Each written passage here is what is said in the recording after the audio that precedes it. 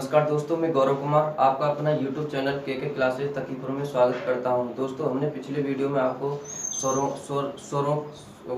व्यंजनों के बारे में बताया और व्यंजनों के वर्गीकरण के बारे में बताया। व्यंजनों के वर्गीकरण में स्पर्श व्यंजन के बारे में बताया और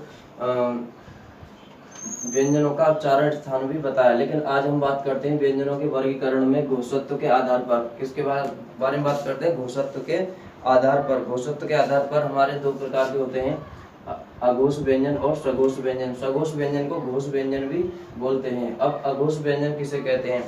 जिन व्यंजनों के उच्चारण में हमारे स्वर तंत्र में कंपन नहीं होता है, उन व्यंजनों क्या कहते हैं? अघोष व्यंजन कहते हैं। हर वर्ग का पहला और दूसरा व्यंजन कहते हैं। मैंने पिछले वीडियो में बताया था कौन सा वर्ण पहला और तीसरा और पांचवा, ये सभी क्या है? पहला वर्ण है, ये दूसरा वर्ण है, ये तीसरा वर्ण है, ये चौथा वर्ण है, ये पांचवा वर्ण है। तो पहला वर्ण और दूसरा वर्ण ये किस में आते हैं?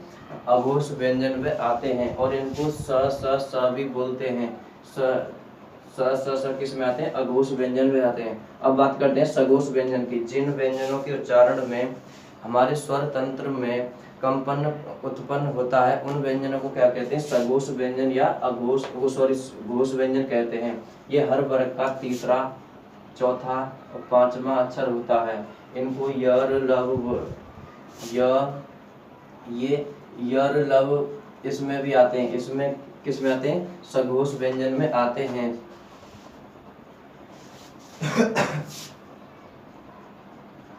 अब हम इसके बाद बात करते हैं प्राण तत्व के आधार पर। किसके बारे में बात करते हैं? प्राण तत्व के आधार पर। प्राण तत्व के आधार पर ये दो प्रकार के होते हैं, अल्प प्राण और महाप्राण। नंबर एक बात करते हैं अल्प प्राण। जिन व्यंजनों के उच्चारण में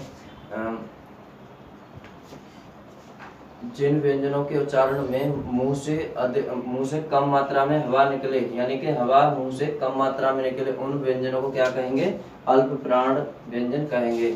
ये कौन कौन से होते हैं? हर वर्ग का पहला, तीसरा और पांचवा अक्षर होता है। हर वर्ग का पहला, तीसरा और पांचवा अक्षर होता है। ये इनको क्या कहते हैं? अल्प प्राण कहते हैं। अल्प प्राण कहते हैं। इनमें कौन कौन से आते हैं? यर लव भी आते हैं। किसमें? ये ह नहीं आता इसमें क्या आता है? यर लव। अल्प प्राण में यर लव आते हैं और हर वर्ग का पहला, तीसरा और पांचवा अक्षर होता है। अब इसके बाद बात करते हैं नंबर 2 महाप्राण।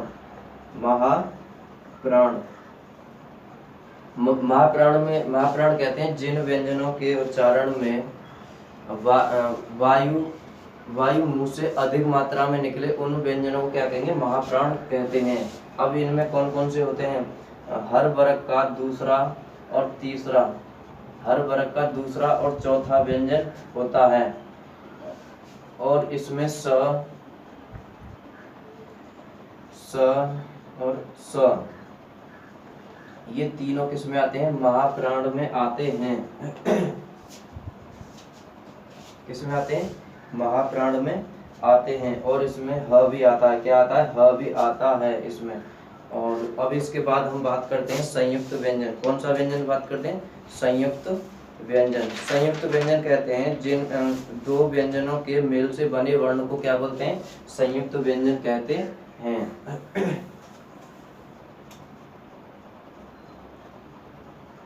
संयुक्त व्यंजन। अब संयुक्त व्यंजन ये चार होते हैं, कितने होते हैं? 4।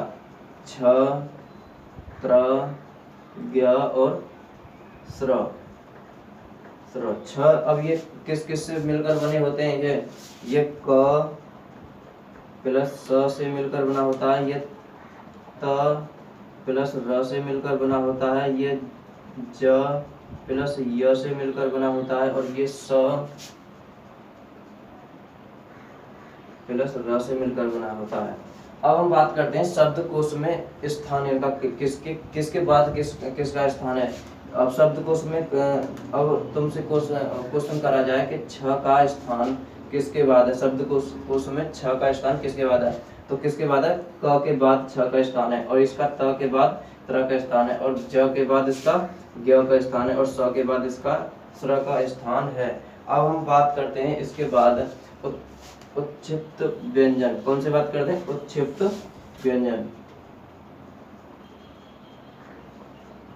उत्क्षिप्त व्यंजन, उत्क्षिप्त व्यंजन को द्विगुण व्यंजन भी कहते हैं। कौन सा व्यंजन बोलते हैं, द्विगुण व्यंजन। अब द्विगुण व्यंजन दो होते हैं, कितने होते हैं, दो होते हैं। नंबर 1 ड और ढ। कौन से होते हैं, ड और ढ होते हैं। अब यहाँ पर भी ड और ढ है, और यहाँ पर भी ड और ढ है। अब इनमें अंतर किस किस का है, इसमें बिंदी लग रही है और इसमें बिंदी नहीं लग रही है। अब हम बात करते हैं कि कहाँ पर बिंदी लगती है और कहाँ पर बिंदी का प्रयोग नहीं होता है।